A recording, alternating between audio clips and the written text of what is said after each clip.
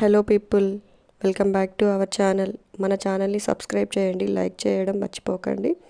ఈరోజు టాపిక్లోకి వెళ్ళిపోదాం. ఇంకా శివ తొందరగా వచ్చేస్తాను అని చెప్పి బయలుదేరి సిటీకి వెళ్ళిపోయాడు.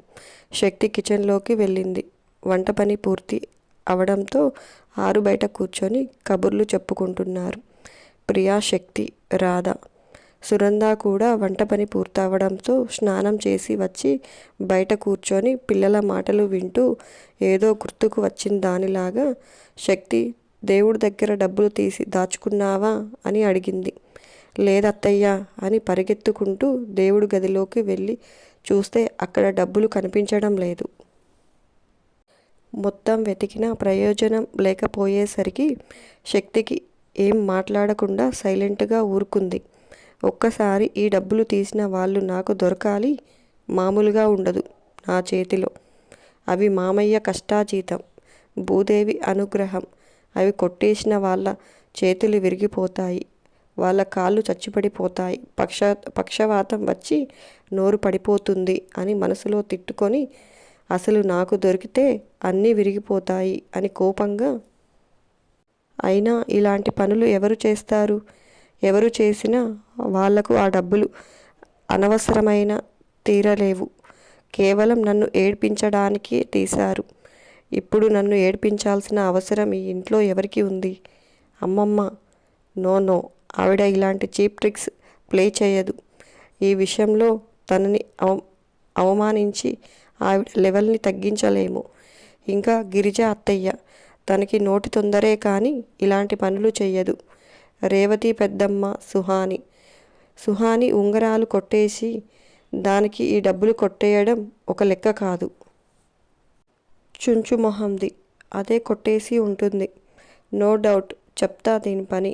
ఒసై సుహాన, చచ్చావే నా చేతిలో. మామయ్య గారు ఇచ్చిన డబ్బుల్లో 10 రూపాయలు తగ్గినా నిన్ను పడేసి కొడతా అని దేవుడి గదిలో నుంచి బయటకు వచ్చి సుహాని కోసం వెతికింది. ఇంట్లో ఎక్కడ కనిపించకపోయేసరికి టెర్రస్ మీదకి వెళ్ళింది. శక్తి పైన అటూ ఇటూ తిరుగుతూ ఎవరితోనో ఫోన్లో మాట్లాడుతూ ఉంది. సుహానిని చూడగానే శక్తికి పిచ్చి కోపం వచ్చేసింది. వేగంగా సుహానా దగ్గరకు వెళ్ళి జుట్టు పట్టుకుంది.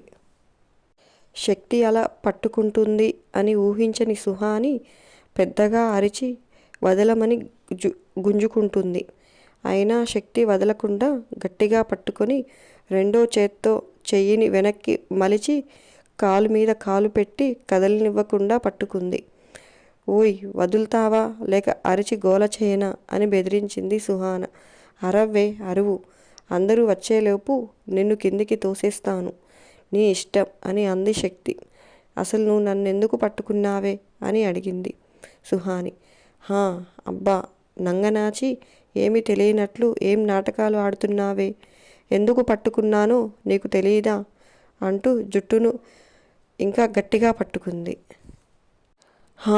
అని అరుస్తూ తెలీదు అని చెప్పింది సుహాన. అంతే, శక్తికి అన్ని చోట్ల పట్టు బిగించి ఇప్పుడు తెలుస్తుంది చూడు అంటూ 5 నిమిషాలలో మర్యాదగా ఎక్కడి నుంచి డబ్బులు కొట్టేశావో అక్కడ పెట్టాలి, లేకపోతే నువ్వు 2 నెలలు కుడి చేత్తో అన్నం తినలేవు, అర్థమైందా? ఇంకా నాకు మండిందనుకో ఎడమ చెయ్యి కూడా విరిచేస్తాను. అన్నం మీ అమ్మ గోరు ముద్దలు తినిపిస్తుంది, కానీ ఎడమ చెయ్యి విరిచాననుకో కడుక్కోవడానికి కూడా ఉండదు. తెలుసుగా నేనేం చెప్పాలనుకున్నానో నీకు అర్థమయ్యే ఉంటుంది. డబ్బులు పెడతావా విరిచేయనా అని గట్టిగా ఒత్తిడి చేసింది శక్తి. శక్తి నిజంగానే విరగ్గొడుతుంది అని అనుకొని భయపడి వద్దు, పెట్టేస్తాను అని చెప్పింది సుహాన. ఎక్కడి నుండి తీసావో అక్కడే పెట్టు, ఒక్క నోటు కూడా తేడా రాకూడదు అని పట్టుకున్నవన్నీ వదిలేసింది శక్తి. ప్రియా, రాధ మెట్ల దగ్గరే కూర్చొని ఉండడంతో సుహాన అరుపులు విని పైకి వచ్చారు. జరిగిందంతా చూశాక చివరికి ఇంతలా దిగజారిపోయావా అన్నట్లు సుహాన వైపు చూశారు. సుహాన వాళ్ళని చూసి తలదించుకుని ఏం మాట్లాడకుండా విసురుగా కిందికి వెళ్ళిపోయింది. వాళ్ళు శక్తి దగ్గరకు వచ్చి, నువ్వు దాంతో కొంచెం జాగ్రత్తగా ఉండాలి, అది వెళ్ళే వరకు దాని మీద ఒక కన్ను వేసి ఉంచు అని చెప్పింది రాధ. మేనత్త కూతురు, పైగా కాబోయే ఆడపడుచు వెనకేసుకుని రాకుండా తనని జాగ్రత్తగా ఉండమని చెప్తున్న రాధని చూసేసరికి శక్తికి తన ఆడపడుచు అంటే చాలా ఇష్టం వచ్చేసింది. థ్యాంక్సే అంటూ రాధాని ఆప్యాయంగా కౌగిలించుకుంది శక్తి. పదండి పదండి, ఇప్పుడు మనల్ని ఒక దగ్గర చూసిందంటే నానికి ఏదో ఒక చాడీలు చెప్పి తిట్టిస్తుంది అని అంది రాధ. ముగ్గురు అక్కడి నుంచి కిందికి వచ్చేశారు.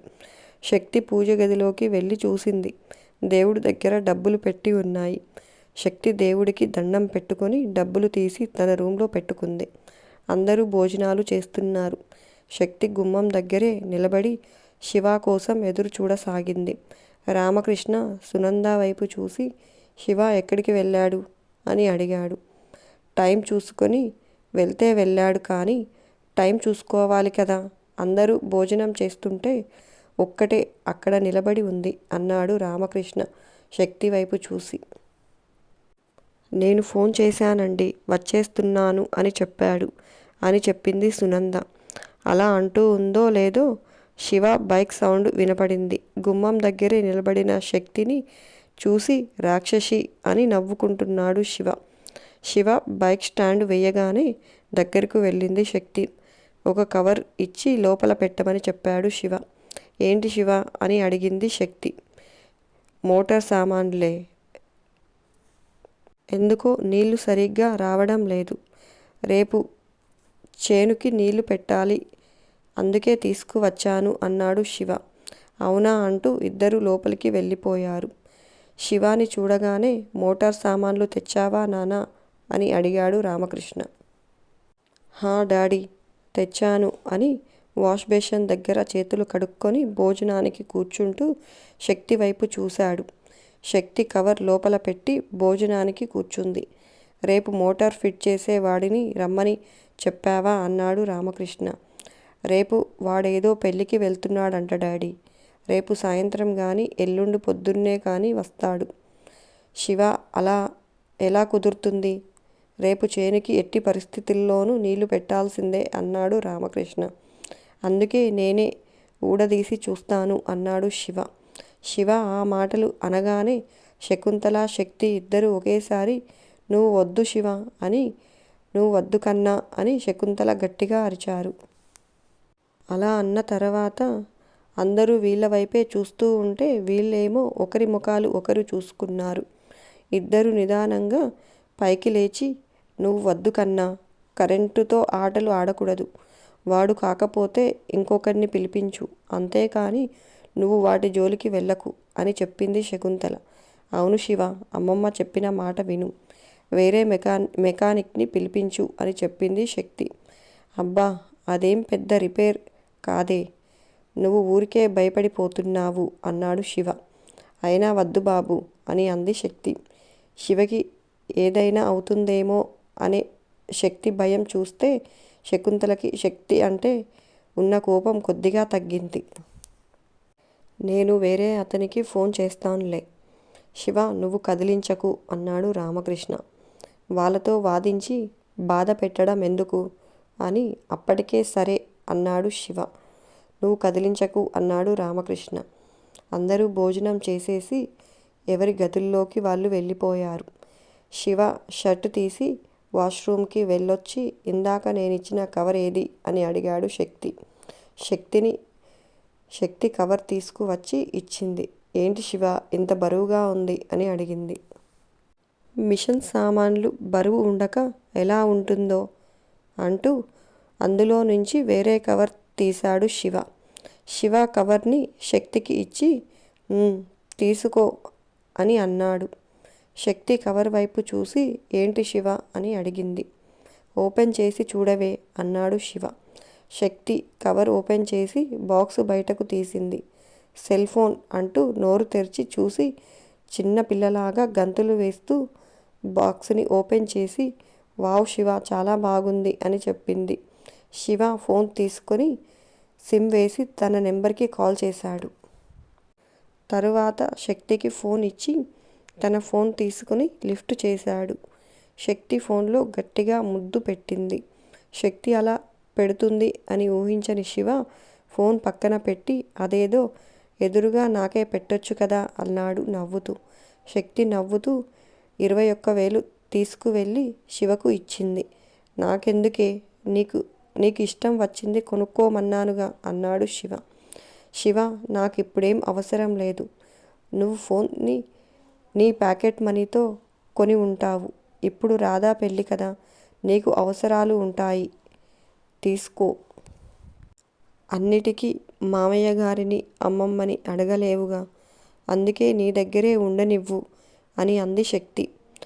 ఆ మాటలకు శివ నవ్వి, అక్కర్లేదే రాక్షసి, నా దగ్గర ఉన్నాయి. నేను హాలిడేస్లో పొలం పని చేస్తాను. నేను చేసిన పనికి మా డాడీ నాకు డబ్బులు ఇస్తారు. పైగా ప్రతి సంవత్సరం మొదటి పంట డబ్బులు నాకే ఇస్తారే. పిన్ని బాబాయ్ ఇచ్చినవి, నానమ్మ ఇచ్చినవి అబ్బో చాలా ఉన్నాయిలే. నాకిప్పుడు వాటితో అవసరం లేదులే అని చెప్పి ఇచ్చేశాడు. పొద్దున్నే చీకటితోనే లేచి రాత్రి తెచ్చిన సామాన్లు తీసుకుని పొలం వెళ్ళిపోయాడు శివ. రంగయ్య వద్దు అంటున్నా వినకుండా మోటార్ ఊడదీసి దాంతో చాలాసేపు తంటాలు పడి తెచ్చిన సామాన్లు వేసి ఆన్ చేశాడు. 1-2 సార్లు చెక్ చేసి బిగించిన పని చెయ్యడం లేదు. అప్పటికే తెల్లారిపోయింది. రామకృష్ణ కూడా పొలం వచ్చాడు. శివ, నిన్ను ఊడదీయొద్దు అన్నానుగా అన్నాడు. వాడు వచ్చేదాకా ఎక్కడ కూర్చుంటాం డాడీ, మీరు కొంచెం సేపు ఆగండి, పని పూర్తయిపోతుంది అని మళ్ళీ ప్రయత్నించాడు. ఇంకా శివకి కూడా విసుగు వచ్చి ఆఖరి ప్రయత్నంగా మళ్ళీ ప్రయత్నించాడు. దేవుడా అనుకుంటూ ఆన్ చేశాడు. శివ ఒక్కసారిగా మోటార్ వర్క్ చేయడం మొదలై ఫుల్గా నీళ్లు రావడం మొదలయ్యాయి. అప్పటి వరకు పడ్డ కష్టమంతా క్షణాలలో మాయమైపోయింది.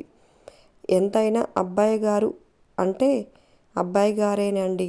అటు చదువుల్లోనూ ఫస్టే, ఇటు పనిలోనూ ఫస్టే అని రంగయ్య అంటుంటే రామకృష్ణకి కొడుకుని చూస్తుంటే గర్వంగా ఉంది. కాళ్ళు చేతులు కడుక్కొని పక్కన తగిలించిన షర్ట్ తీసుకొని వేసుకుంటూ ఉండగానే అక్కడికి శక్తి టిఫిన్ తీసుకువచ్చింది. వచ్చి ఏం మాట్లాడకుండా మొహమంతా సీరియస్గా పెట్టుకుంది. ఏంటే అంత సీరియస్గా ఉన్నావు అన్నాడు శివ. నేను ఎలా ఉంటే నీకెందుకులే, నువ్వు చెయ్యాలి అనుకున్నది చేసి చూపించావుగా, సంతోషమేనా అని అడిగింది శక్తి. అహహా అని నవ్వి రాక్షసి అంటూ శివ శక్తిని దగ్గరకు తీసుకోబోతే వదిలించుకుంది శక్తి.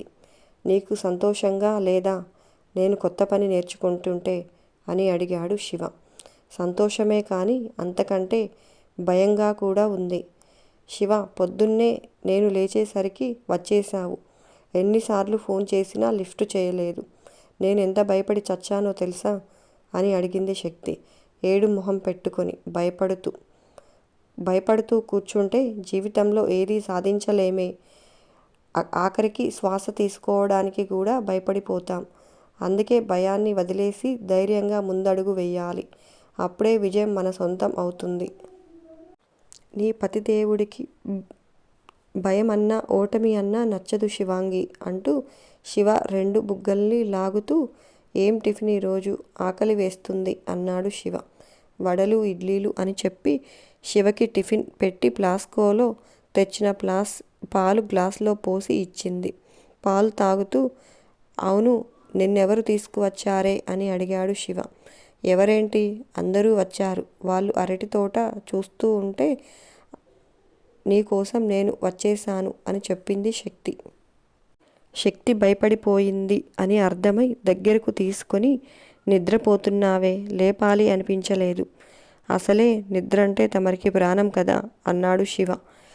శక్తి శివ మొహాన్ని 2 చేతుల్లోకి తీసుకుని నీకంటే ఏదీ ప్రాణం కాదు, కాలేదు కూడా అంటూ శక్తి తల మీద చెయ్యి వేసి ప్రేమగా నిమురుతూ ఉండగా అక్కడకు వచ్చిన వరుణ్, ప్రియ, రాధా, వంశీ అరే వీళ్ళు ప్రేమ పక్షులు అని ఒకరంటే కాదు ప్రేమ పావురాలు అని ఒకరంటూ శివని శక్తిని ఆట పట్టించారు. ఓహో, ఇప్పుడు మమ్మల్ని ఆడుకుంటున్నారు. భవిష్యత్తులో మాకు టైం వస్తుందండి. అప్పుడు మేం కూడా ఎక్కడా తగ్గేది లేదు అంటూ శక్తి వైపు చూశాడు శివ. అవును శివ, ఫుల్గా ఆడుకుందాం అని అంది శక్తి. మేము ఈ పొలాల మధ్యకి రాముగా ఎలా పట్టుకుంటారు అని అన్నారు కళ్ళెగరేస్తూ. చూద్దాం, ఏదో ఒక రకంగా కనబడరా ఏంటి అంటూ వంశీ రాధాల వైపు చూసి కళ్ళెగరేశాడు. శివ అన్నయ్య అంటూ రాధా సిగ్గు పడగానే అందరూ కలిసి రాధాని ఆట పట్టించారు. మధ్యాహ్నం వరకు అక్కడే ఉండి అందరూ ఒకేసారి ఇంటికి వెళ్ళారు. అందరినీ చూసిన శకుంతల టిఫిన్ ఇచ్చి వెంటనే రాకుండా ఇప్పటి వరకు పొలాల వెంబడ తిరిగితే ఇంట్లో పనులు ఎవరు చేసుకుంటారు? పసుపు కొమ్ములు ఒకసారి బయటకు తీసి ఆరబెట్టమన్నాను, పెట్టావా అని అడిగింది శక్తి వైపు చూసి. అంతే. ఈ వీడియో నచ్చిందా? నచ్చితే మన ఛానల్ని సబ్స్క్రైబ్ చేయండి, లైక్ చేయండి, కామెంట్ చేయడం మర్చిపోకండి. ఉంటాను. మరొక టాపిక్తో మీ ముందుకు వస్తాను. Bye bye.